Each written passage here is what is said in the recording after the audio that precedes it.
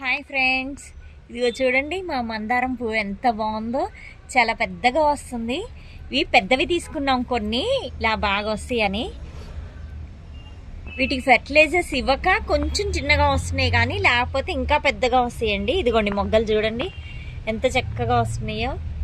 ఇలా మనం ఇవి ట్రిమ్ చేస్తూ ఉంటే కనుక బాగా వాటి నుంచి ఇంకా వస్తాయి అన్నమాట. ఇక్కడ బ్రాంచెస్ ఇట్లా ట్రిమ్ చేసేసుకుంటూ ఉండాలి వీటిల్ని.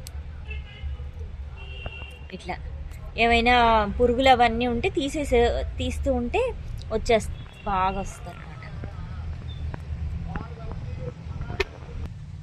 ఇది డ్రాగన్ కొమ్మ అండి. ఇది మా కజిన్ వాళ్ళకి తోట ఉంది, అక్కడి నుంచి కొన్ని కొమ్మలు తీసుకొని వచ్చాము.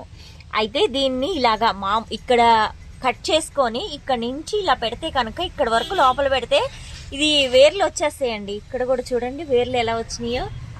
మనం ఇది పెట్టేసాం అనుకోండి, మళ్ళీ ఇంకో కొత్త మొక్కలాగా వచ్చేస్తుంది.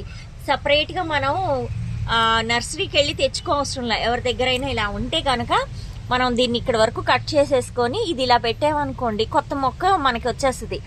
ఇది అంత తొందరగా చచ్చిపోదండి, బాగా గ్రోత్ బాగుంటుంది.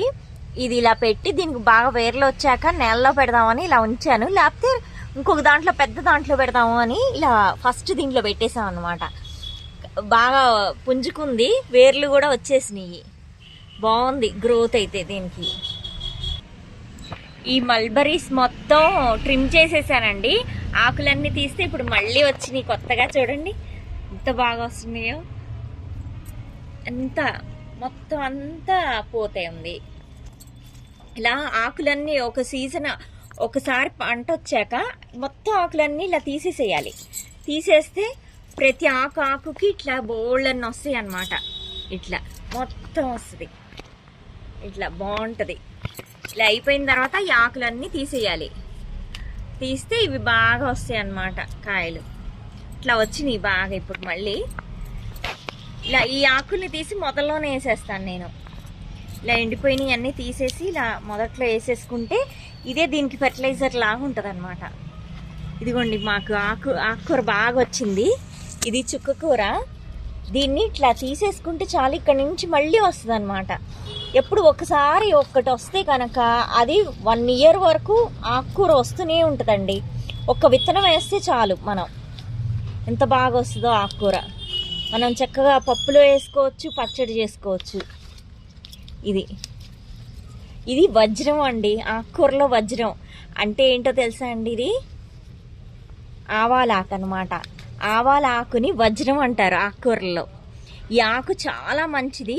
ఈ ఆకుని ఇట్లా నలిపి స్మెల్ చూస్తే కనుక ఆవ నూనె వాసనే వస్తుందండి. చాలా బాగుంటుంది, హెల్దీ కూడా. అన్ని ఆకుకూరల కంటే ఈ ఆకుకూర హెల్దీ. ఇది కూడా అంతే. ఒకసారి వేసాక ఇట్లా మనం కట్ చేసుకుంటూ ఉంటే ఆకుకూర వస్తూనే ఉంటుందండి ఎప్పటికీ.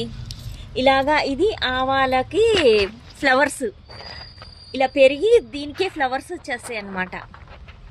చాలా బాగుంటుంది. ఇదంతా మనం చక్కగా కూర వండుకోవచ్చు.